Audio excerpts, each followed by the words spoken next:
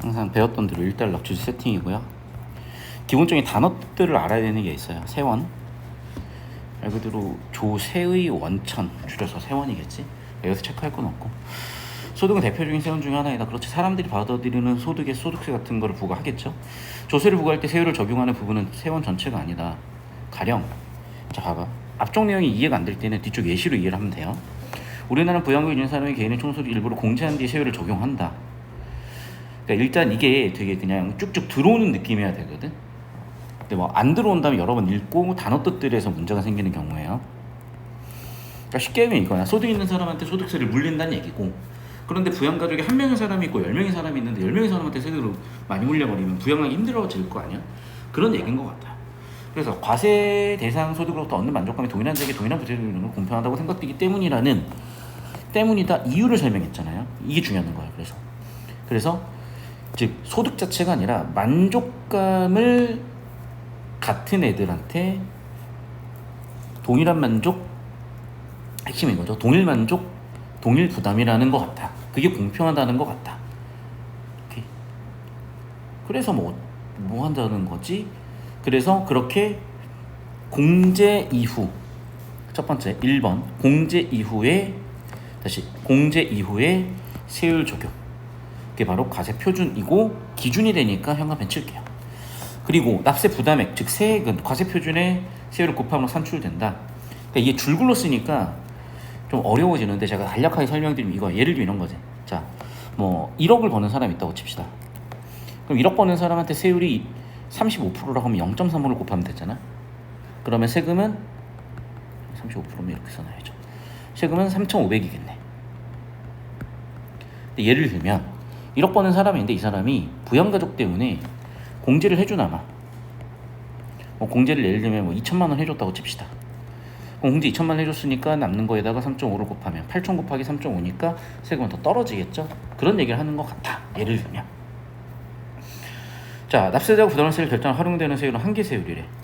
그럼 과세표준이라는 개념이 있었고 한계세율이라는 개념이 있었는데 여기서는 세율이라는 개념이 들어온 거죠. 그러니까 이제 쭉쭉 읽으면서 우리가 구조를 잡아가야 되는 거야. 다시 한번 설명을 드릴게요. 그래서 즉 주제가 어딘지까지 잡아줘야 될 것 같긴 한데 1단락은 후반부로 갈수록 주제들 확률이 높아지면서 특히 2단락으로 넘어가면서 주제 세팅이 되는 거고, 그래서 2단락에서도 지금 세율에 대한 개념을 잡았다는 걸 보면 세율이 그래 주제일 가능성이 높아지는 거죠. 그러네. 1단락의 두 번째 줄도 세율 얘기를 한 거고. 오케이? 자, 그래서 세율, 한계세율. 맞죠? 그럼 이제 한계세율. 세계 증가분이 과세표준 증가분 차지하는 비중을 말하는데 정의가 나왔고, 세계 증가분을 과세표준에서 증가분을 나눈 값이다라고 정의를 해놨고, 그리고 또 평균세율이라는 개념도 있고 실효세율이라는 게 있네. 그럼 벌써 여기서 정보량이 터졌기 때문에 힘든 거야. 그러면 선택이죠. 전체를 읽고 나서 가도 되고 아니면 여기서 잡아도 되는데 1단락에서 이게 처리가 안 되면 뒤쪽에서 같이 고생할 확률이 높아요. 그래서 이 지문 같은 경우에는 1단락 정리하고 갈 필요가 생긴 거야. 오케이? 그래서 구조도를 그리면서 가보겠습니다.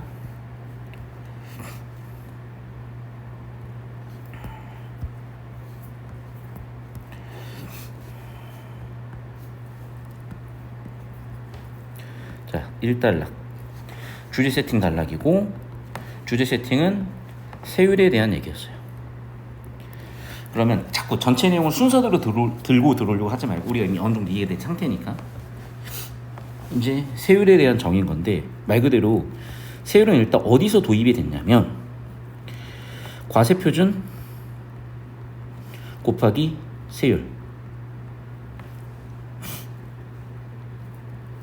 여기서 개인별로 나오는 세액이 결정이 될 것이고, 그럼 이제 과세표준을 어떻게 결정할 것이냐, 세율을 어떻게 결정할 것이냐 해서 과세표준의 결정은 공평하게 해야 됐고, 그게 공평하다는 거는 동일 만족일 때 동일 부담을 지는 것. 그래서 그것에 따라서 공제 같은 것도 해주는 거고요. 두 번째 이제 세율에 대한 얘기로 이제 들어온 거죠. 오케이. 자, 그래서 세율에 대한 얘기를 해봅시다. 자, 그럼 세율은 보니까 한계 세율이래. 첫 번째.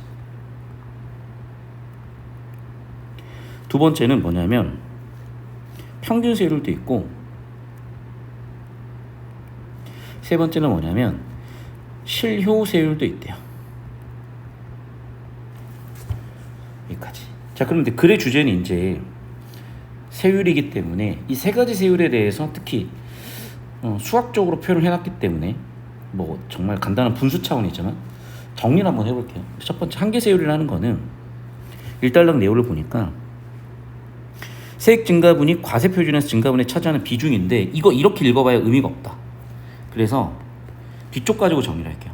세액 증가분을 과세 표준 증가분으로 나눈 값이래.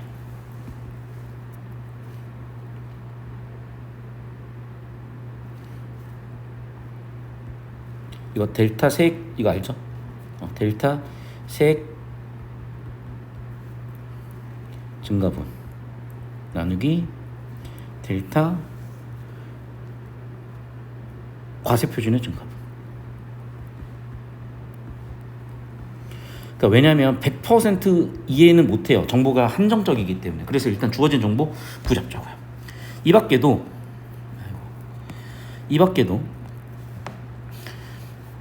세액을 과세 표준으로 나눈 건 평균 세율. 자, 평균 세율이라는 것은 세액 나누기 과세 표준. 그 다음에 세액을 과세 이전 총소득으로 나눈 것. 실효세율. 실효세율은 다시 뭐분해 뭐라고? 세액 나누기 과세 이전 총소득. 이해는 잘 안 되지만 어쨌든 각각 숫자 대입하면 되는 그냥 수학일 것 같아. 그래서 일단 이렇게 정리하고, 자, 정리됐으니까 이달라고 가볼게요. 소득세 세율이 과세표준 1,000만 원 이하는 10%, 뭐 20% 이처럼 예시가 나왔으니까 쭉쭉 읽은 거예요. 이제 몇 개 구간을 나누는 까닭이 있을겠죠. 왜 이렇게 구간을 나누냐? 현실적인 문제 때문에 그 해결을 하자고 나눈 거구나, 구간으로. 과세표준금이 3천만 원 사람은 이렇게 계산을 하고, 그럼 지금 원리가 나온 거죠. 그러니까 3천만 원에다 다 때려 박는 게 아니라 우리가 이렇게 생각을 한 거네. 3천만 원에다가 예를 들면 1억 버는 사람 35%면 1억 곱하기 0.3으로 생각을 했던 건데, 그게 아니라 내가 1,000만 원을 벌면, 3천만 원을 벌면 일단 1,000만 원까지는 1,000만 원에 세율인 10% 곱해주는 거고, 나머지 2천만 원에 대해서는 1,000만 원에서 4천만 원 이하의 소득에 대한 과세 표준에 대한 20%를 곱해서 결국 500만 원을 그렇게 계산해야 된다는 원리가 나와 있으니까 이 수식 원리는 세금 계산하는데 필수겠죠. 이 경우 평균 세율은 약 16.7%로 된대요. 그럼 봐봐. 지금 평균 세율에 대한 정의를 했고 평균 세율을 구해줬죠. 다시 평균 세율은 뭐였냐면 세액을 과세 표준으로 나눴대. 이 사람 번 사람 과세 표준 3천만 원, 그리고 실제 계산된 세액 500만 원, 그래서 16.5%가 평균 세율이 된 거네. 그럼 다시 한번 유적 내용을 써줄게요. 여기는 과세 표준. 수학이네, 수학. 500만 원은 세액. 그럼 세액을 어떻게 구할 것인가? 과세 표준 어떻게 구할 것인가? 그래서 여기서는 얘는 특이하게 좀 정리를 이렇게 하면서 갔었어야 될 것 같아요. 제가 2달락으로 넘어가서 그래서 이제 여기서는 지금 평균 세율을 설명하고 있는데, 평균 세율은 여기서 지금 16.7%가 나왔어요. 이 16.7%는 어떻게 구했냐면 3천만 원 분의 세액인 500만 원으로 구한 거야. 그리고 얘는 과세 표준분의 세액으로 구한 거고. 그럼 이 500만 원 어떻게 구해졌는지 알아야 되는 거죠. 이 500만 원이라는 거는, 즉 세액인 500만 원은 어떻게 구해졌냐면 1,000만 원 곱하기 0.1 플러스 2천만 원 곱하기 0.2. 즉 구분하기 위해서 색깔을 좀 녹색으로 바꿔볼게요. 즉 1,000만 원까지는 세율이 0.1이었고 1,000만 원 이상부터 세율이 0.2였고 그래서 과세표준 기준으로 봤을 때 과세표준 1,000만 원까지는 1,000만 원까지의 세율을 적용이고 그 이상에 대해서는 이상에 대한 세율을 적용하기 때문에 일률적으로 20%를 때리는 게 아니구나. 됐죠? 계속해서 오겠습니다. 과세표준의 세율을 어떻게 적용할 것에 따라 세율 규조가 결정이 되겠죠. 당연히. 과세표준이 클수록 높은 세율로 과세하는 것을 누진세율 구조라고 분류를 해놨죠. 그런데 누진세율 구조가 아니라도 고소득일수록 세액이 증가할 수 있으므로 세율 기준은 평균 세율 증가율을 판단하는 것이 적절하다. 이 설명은 잘 모르겠어요. 이해는 충분히 안 되지만 어쨌든 어떤 이유 때문에 세율 구조를 분석할 때는 평균 세율의 증가로 따지는 게 적절하대요. 그래서 평균 세율 증가 여부로 세액의 증가를 따지지. 세율 구조에 대해서는.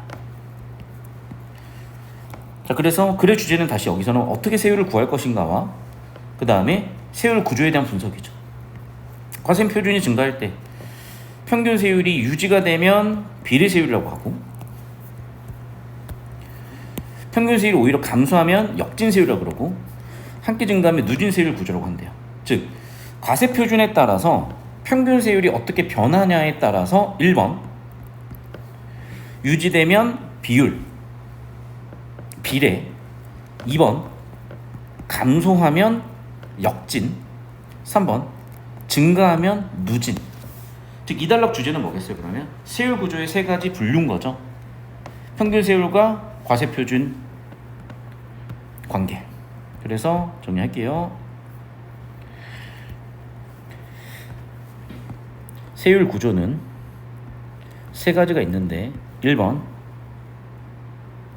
비례 세율 구조 2번 역진 세율 구조 3번 누진 세율 구조. 그래서 비례 세율 구조는 과세 표준이 증가할 때 평균 세율이 유지가 되면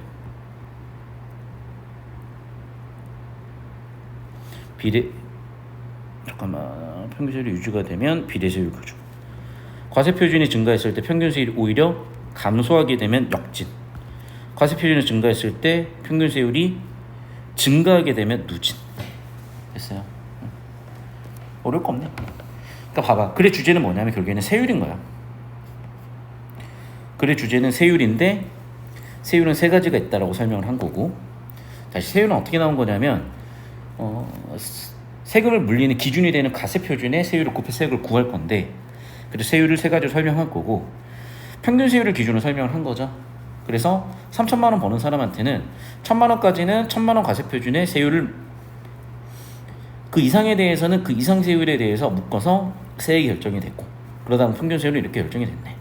그럼 세율 구조에 대해서 알 필요가 있는데 과세 표준이 높아질수록 평균 세율이 유지가 되면 비례고 과세 표준이 높아졌는데 오히려 세율이 낮아져 버리면 역진이고 과세 표준이 높아졌더니 평균 세율이 같이 높아지면 누진이래요. 됐죠? 여기까지? 자, 당연히 그러면 대다수의 국가라고 이제 하면서 대다수의 국가에서는 소득세는 누진세율 구조래요. 이유가 설명이 돼야 되겠어요. 왜 그런 거냐? 경력 능력 따라 당연히 조세 부담을 하는 게 맞겠죠. 일찍이 공리주의자들의 미는 조세 부담이 개인 소득의 감소를 유발하기 때문에 세금의 경제적 희생, 즉 효용의 손실이 균등해야 된다고 봤다. 그래서 미래 생각을 근거로 봤을 때 균등 희생의 원리라는 생각이 나왔고 이러한 주장에 따라서 이러한 주장이 다시 한번 근거가 돼서 누진세율을 옹호, 즉 주장하는 근거가 된 거죠. 그래서 누진세율의 주장의 근거는 미래 균등희생의 원리야. 균등희생은 뭐다? 효용의 손실이 균등하다. 사실 잘 이해는 안 돼. 그렇잖아요. 미리 만들어낸 여기에 대한 논문이나 생각만 해도 어마어마했을 텐데 그거를 그냥 한두 줄로 처리했으니까 당연히 100% 이해는 안 될 거고 일단 이렇게 구조점에서 가야 되는 거야. 희생이란 세액 자체가 아니라 효용의 감소분이다. 효용의 감소분. 근데 미는 균등하다는 어찌 논하지 않았어. 그럼 당연히 문제가 생기겠죠. 그러다 보니까 이 후세 학자들은 세 가지로 해결 방법을 갖다 준 것 같아. 첫 번째, 절대희생의 균등원리, 비례희생의 균등원리, 한계희생의 균등원리. 뭔지 모르겠어요. 더 읽어봅시다. 이러한 논의는 소득만이 개인의 효용을 결정하고 효용을 측정 가능한 소득 증가에 따라서 한계 효용의 체감 가정한다는 흑각에 있다. 뿐만 아니라 모든 사람의 소득 한계 효용은 동일한 가정을 한다. 자, 이해가 안 돼, 나도. 그래서 반복되는 거 봅시다. 자, 반복되는 키워드는 뭐냐면 한계 효용 체감, 한계 효용 곡선. 잠깐만, 지금 계속 반복되는 키워드는요, 한계라는 키워드가 반복되는 것 같아. 한계라는 키워드. 여기에 초점 두고 가겠죠 아마. 사달락에서도 그래프를 보니까. 그러네. 한계 효용이라는 키워드로 갔으니까 한계 효용이라는 키워드가 뭔지 봐야 되는 거야. 무슨 느낌인지 아시겠죠? 다처리 어차피 못해. 자, 균등 희생 관련해 있는 세 원칙은 한계 효용. 오케이. 자, 균등하다 바꿔 얘기하면은 한계 효용. 정확하게 왜 그게 한계 효용인지는 잘 모르겠어. 어쨌든 반복되고 있으니까 잡아볼게요. 한계 효용은 소득이 일단이 증가해서 개인이 얻게 되는 만족의 의미. 한계 효용에도 또 정의를 했어요. 밑줄 쳐봅시다. 소득이 일단이 증가했을 때 개인이 얻게 되는 만족의 정도. 그림에서 원래 소득이 Y5였어요. 그랬더니 T를 내면 그만큼 소득이 줄겠죠. 그러니까 YT로 바뀌겠죠. 그러니까 원래 봐봐. 그래프 봐봐 여기. 이 돈을 받았던 애가 T만큼 세액을 내면 Y0에서 T만큼 뺀 YT만큼으로 세액이 소득이 줄어들겠죠. 이해됐어? 그러니까 이 5가 지금 뭔지를 모르겠어. 오타 같거든 나는. 이때 희생된 효용의 절대량, 오타는 아닐 수도 있고 어쨌든 이때 효용의 절대량은 면적 베타로 표현할 수가 있대요. 갑자기 적분 얘기가 나왔네. 뭐 그런가 봐요. 어쨌든 그래서 자, 그러니까 지금 소득 자체는 줄었으나 효용의 절대량은 적분값으로 구하나 봐. 됐죠? 절대희생균등의 원칙에 따르면 갑자기 절대희생균등? 아까 위쪽 달러에서 나온 거. 각 개인이 조세를 부담함으로써 떠안게 되는 개인 절대적 크기가 균등해야 된다. 오케이. 그러므로 이 원칙 아래서는 고소득자 세액이 저소득자 세액보다 커야 한다. 이유는 모르겠는데 어쨌든 그런가 봐요. 이걸 근거로 고소득자 세액이 더 커야 되나 봐. 그런데 이것만으로 누진세율 구조라고 단정하기 어렵기 때문에 절대 희생 균등 원칙 아래에서 소득이 1% 증가할 때마다 한계 효용은 1% 이상 감소하게 한계 효용 가파른 기울기를 가져야 된대요. 결국 결과론적으로 무슨 얘기냐? 기울기가 가파라져야 된단가 봐. 그래서 극단적으로 생각하면 한계 효용에 체감하지 않고 기울기가 0이면 희생균등 원칙 아래서는 모든 동일한 누진세율 구조를 충족할 수 없다. 뭐 그런 얘기를 보니까 어쨌든 그래프에 대한 이해인 것 같고 결국 정리하면 이건 것 같아요. 첫 번째, 지금 Y는 소득축이니까 우리가 무리 없이 이해가 될 거예요. 두 번째, T는 세액이니까 뺐을 때 내가 실제 받는 금액이 YT라는 것도 문제없이 이해가 됐을 겁니다. 그리고 세 번째, 그러면 그렇게 해서 여기 나와 있는 한계효용 곡선에 만들어지는 이 적분값이 희생된 효용의 절대량이고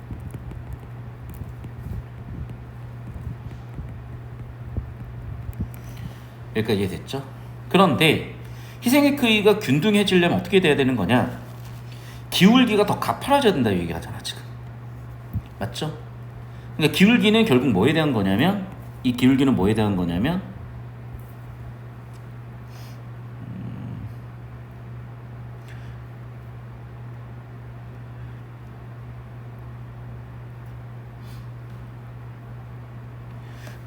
이 세율 구조를 설명하는 기준인 것 같아요. 오케이? 즉 세율 구조를 설명하는 기울기가 이 기울기인 것 같다. 결국에는 사단락은 그림에 대한 이해인 거야. 다시 한번 얘기하자면 100% 이해 안 된다니까. 그러니까 구조 잡고 가는 거고 그렇게 나면 이해하면서 가는 거야. 자, 이제 5단락 봅시다. 비례 희생균등 원칙에 따르면 과세이전 총소득으로부터 얻는 효용에서 납세된 효용의 상실, 즉 희생이 차지하는 비율이 동일해야 되는데 봐봐. 계속해서 지금 나와 있는 게 절대희생균등의 원칙, 비례희생균등의 원칙, 또 여기 나와 있는 4달러. 자, 3달러 후반부에 절대희생의 균등의 원칙, 비례희생 균등의 원칙, 한계희생 균등의 원칙 세 가지였고 일단은 지금 반복되는 게 1번, 2번, 3번 중에 3번이 반복된다고 봤으나 결국에는 다시 1번 절대희생의 원칙 1번에 대한 얘기도 있는 거고요. 2번 비례희생 균등의 원칙도 있는 거고 3번 한계희생의 균등의 원칙도 계속해서 지금 얘기를 하고 있는 것 같아요. 그래서 지금 여기서는 비례희생의 균등 원칙. 그러니까 즉 정리하면 이거야. 여기서 다시 한번 두 번째 주제가 세팅이 된 거죠. 절대희생, 비례희생, 한계희생. 이거 구조도 좀 더 그려줘야 될 것 같아요. 그러니까 1, 2단락 구조도가 지금 그려진 상태인 거고 나머지 3, 4단락 이후도 구조도가 좀 그려줘야 될 것 같습니다. 자, 비례희생 균등의 원칙에 따르면 과세이전 총소득부터 얻는 초용이나 납세이란 효용의 상실, 즉 희생이 차지하는 비율이 모든 개인에게 동일해야 되고 다시 이걸 근거로 베타분의 알파 플러스 베타의 효용이 또 똑같아야 된대. 베타분의 알파 베타가 모두 동일해야 된대요. 이 원칙 아래에서 누진세율 구조는 소득의 한계 효용을 체감하는 모양이면 한다면 이루어질 수가 있대. 그래서 누진세율 구조에 대한 얘기를 하고 있고, 즉 소득의 한계 비용 곡선이 반드시 가파른 기울기를 가질 필요 없이 이렇게 해결할 수도 있다는 거죠. 결국에는 이 그래프로도 이 조건을 만족해 해결할 수 있다는 거죠. 비례희생 균등의 원칙에 따라서 보면은 기울기가 0일 때 비례세율 구조가 된다. 자, 벌써 이미 정보가 뻥 터졌기 때문에 얘는 구조도 안 그리면서는 이해가 안 돼요. 구조도 잡아야 돼. 좀 이따가 한계희생 균등의 원칙에 또 따라 보면 과세 이후 얻는 한계 효용의 크기가 모든 개인에게 동일해야만 하고 그림에서 조세 부담의 마지막 단계에서 발생하는 한계 효용은 이런 길을 나타낼 수 있대요. 그럼 한계 효용이 다시 한번 뭐라는 거야? YTS 그러니까 이 길을 얘기하는 거거든요. 이 길이 맞죠? YTS 그 위쪽에 지금 3번 ITS니까 우린 보통 이렇게 쓰지. 오케이.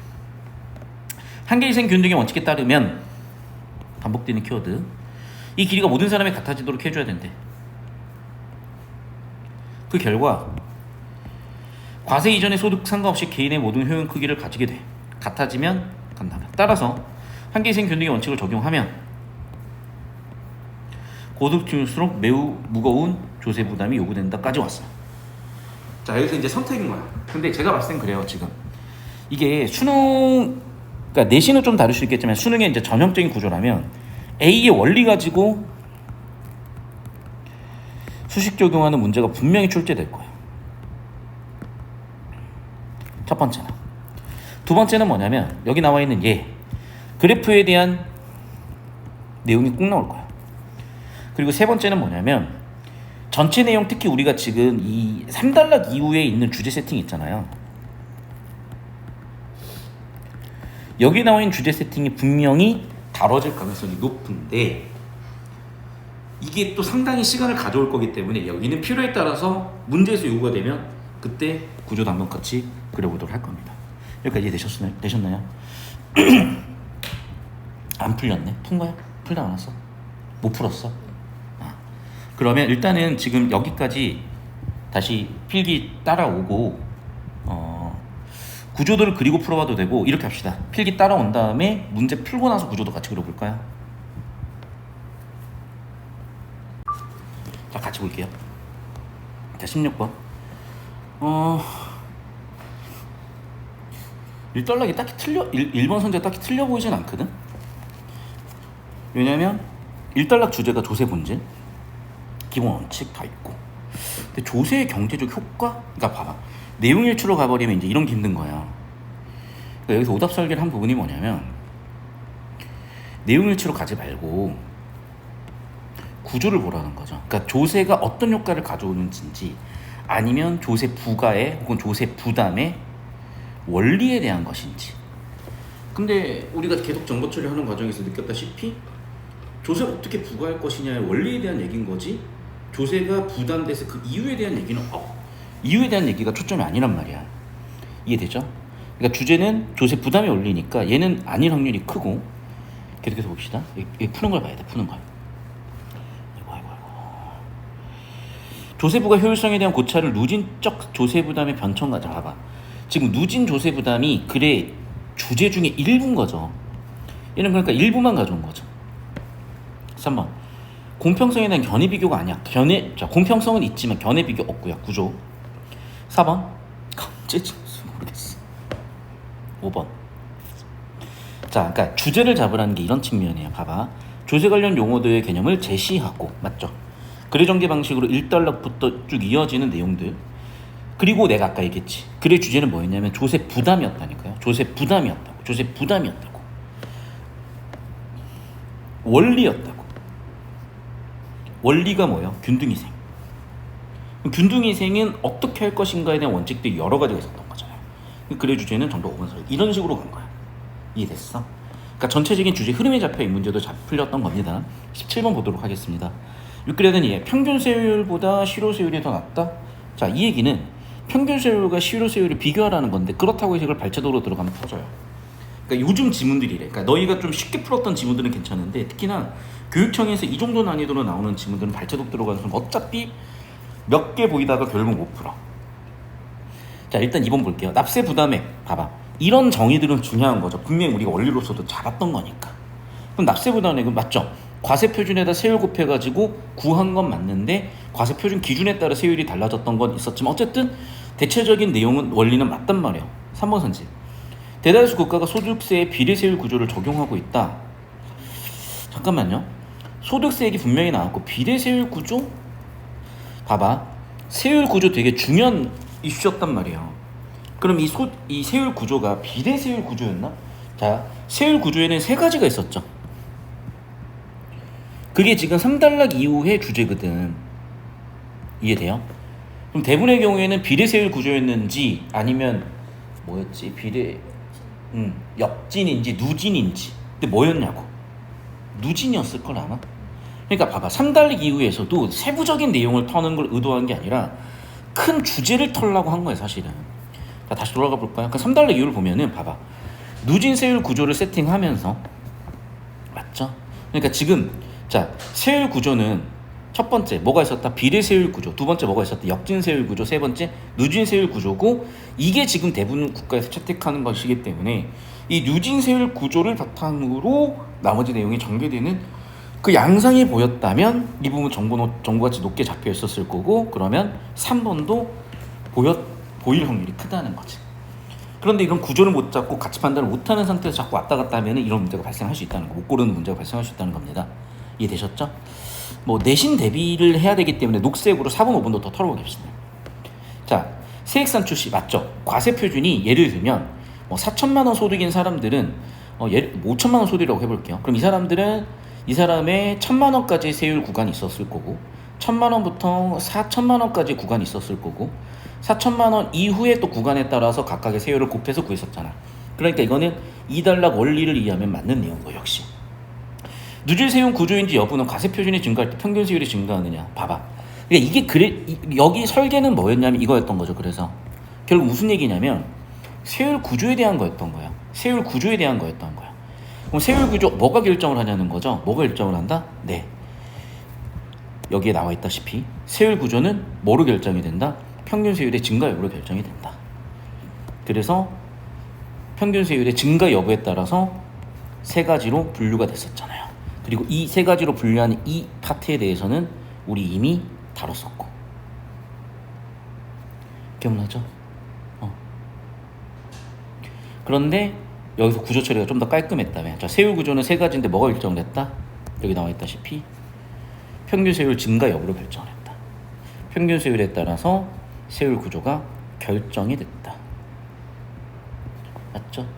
평균 세율에 따라서 비례, 역진, 누진이라는 세율 구조가 결정이 됐다라는 구조 묻는 거잖아. 역시나 또. 그럼 구조가 잡혔다면 역시도 보였겠죠. 평균 세율 증가에 따라서 세율 구조 판단할 수 있었다. 이 느낌인 거야. 이 느낌. 그래서 일단 내신에서는 더 세부적인 내용을 묻는 형태로 가겠지만 일단 뭐 지문 이해가 돼야 세부적인 내용을 풀든 말든 하는 거니까. 계속해서 18번 문제 보도록 하겠습니다. 육글 바탕으로 보기를 이해해 보래요. 한계 효용 곡선, 우리가 아까 4단락에 나와 있는 곡선에 대한 이해겠죠. 자, 그러면 일단 선지부터 쭉 털면서 어떤 정보들 처리해야 되는지 볼게요. 절대희생 균등의 원칙, 절대희생 균등의 원칙, 비례희생 균등의 원칙, 비례희생 균등의 원칙, 한계희생 균등의 원칙. 즉, 세 가지 균등의 원칙에 따라서 어떤 그래프가 그려져야 되는지 설명이 있을 거고, 첫 번째는. 그래서 당연히 기울기 얘기 나올 수 있는 거고요. 맞죠? 두 번째는 면적에 대한 얘기 분명히 나올 수 있는 거고요. 맞죠? 세 번째, 나누기도 분명히 있었기 때문에 나올 수 있는 것이고요. 동일해야 되는 세율이 뭐였는지도 나왔을 것이고요. 맞죠? 그러니까 얘는 결국에는 3단락 이후에 구조 처리가 됐었어야 풀리는 문제일 것 같다. 자, 이제 일단은 좀 이따 처리하고 19번 보겠습니다. 기억에 대한 이해. 기억 어딨니? 1번.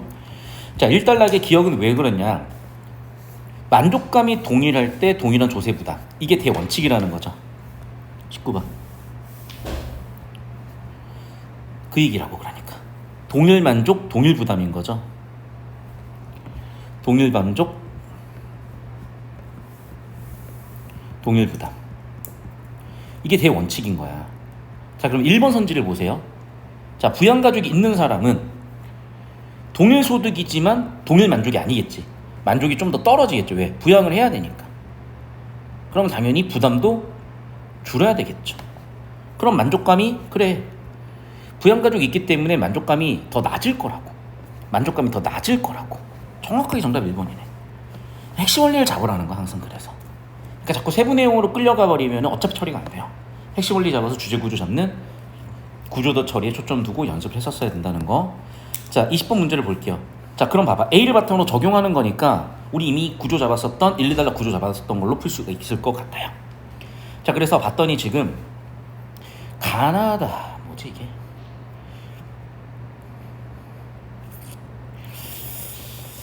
자, 이게 무슨 얘기죠? 자, 과세표준 100만원, 200만원, 300만원에 따라서 가해소득 제도에 따르면 표준이 100만원일 때 10만원, 20만원, 30만원. 아, 이해가 됐어. 봐봐. 지금 뭐냐면 과세표준이 올라감에 따라서 소득세가 10만원, 20만원, 30만원으로 느는 거고 30, 60, 90으로 는 거고 10, 30, 60으로 는 거죠. 그 얘기네 지금. 그러니까 이제 가 같은 경우에는 10만원, 20만원, 30만원 아주 정비례인 것 같고요. 한 배, 두 배, 세 배. 나 같은 경우에도 30, 60, 90을 한 배, 두 배, 세 배니까 얘도 정비례인 것 같다. 대신에 세액 부담 자체가 큰 거고.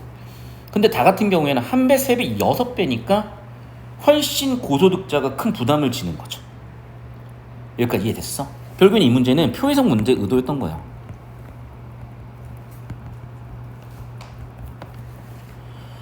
자, 그럼 표해석을 하라 그랬고, 자, 나를 기준으로 볼게요. 가나는 봐봐. 세액 자체만 큰 거지 배율은 같아. 한 배냐, 두 배냐, 세 배냐, 한 배냐, 두 배냐, 세 배냐, 배율 자체는 같잖아요. 가나의 차이점은 뭐냐면 세액 자체만 큰 거예요. 반면에 여기는 한 배, 세 배, 여섯 배니까 얘는 배수 자체가 큰 거라고. 1번. 과세표준이 커요. 과세표준이 커졌어. 여기서 높은 세율을 부과하는 세율 구조다. 아니, 봐봐. 지금 나 같은 경우에는 한 배, 두 배, 세 배로 가잖아요. 그러니까 어차피 여기서 30%, 30%, 30%인 거야. 세율이 똑같이 30%예요. 맞죠? 당연히 아니고. 그러니까 표해석인 거야. 그러니까 다 같은 경우를 보세요. 100만 원일 때 10%, 10만 원. 200만 원일 때 30만 원, 300만 원 때 60%, 20%. 그러니까 여기는 세율이 10%, 20%, 30%로 30%? 아니네. 10%, 15%, 20%를 어쨌든 전체 평균 세율로 내고 있잖아. 그러니까 여기서 지금 평균 세율로 내고 있는 세액은 10%, 15%, 20%에 해당할 거라고요. 소득이 높을수록 세액을 더 많이 부담하는 게 어떻게 역진이야? 누진이겠죠. 3번. 가는 나와 달리 모든 과세표준은 동일한 세율을 부과하는, 아니죠. 가나 둘 다지, 둘 다. 그러니까 얘는 세액만 다르지 배율은 똑같다니까. 세율은 똑같아. 그러니까 세율의 배율은 똑같아. 맞죠? 그러니까 얘네는 지금 똑같이 10% 부과하는 애들이고 10%, 10%, 10% 부과하는 애들이고 지금 나 같은 경우는 똑같이 30%, 30%, 30% 부과하는 애들인 거야. 4번 선지. 가는 가세표준이 증가할 때, 자 봐봐. 가랑 나가 세율은 같다니까요. 맞죠? 그럼 남은 정답 5번밖에 없을 것 같은데요. 봅시다. 가나와 달리 다는 고소득자보다 저소득세율을 낮게 책정. 그렇죠. 고소득으로 갈수록 세율이 20%, 여기는 10%니까 고소득자로 갈수록 세율은 높아지는 거죠. 저소득자로 갈수록 세율은 낮아지는 거고. 정답 5번 끝이다. 그러니까 무슨 얘기냐? 자, 결국에는 문제풀이 자체는 디테일을 묻지 않았어요. 핵심 원리 이해를 물었던 거지. 그러니까 이렇게 먼저 큰 틀을 잡아서 반복해서 숙지를 시켜놓은 다음에 세부 내용 하나하나를 더 깊이 있게 들어간 형태로 공부를 해야 효용이 있다는 겁니다. 자, 그럼 결국에는 이 문제 풀기 한 거거든. 이 문제는 구조도를 그려 풀릴 것 같아요. 그 구조도를 그려볼 건데 제가 봤을 때는 이 지문은 좀 두 단계로 나눠서 보는 게 좋을 것 같아. 그래서 지금 일단 이 상태에서 18번을 제외한 나머지로 먼저 이해 정리를 하고요. 그걸 한 번 더 반복을 하세요. 18번 제외하고. 그 다음에 3단락 이후 구조도 그린 다음에 18번까지 가는 게 좋을 것 같다. 이해되셨죠? 여기까지?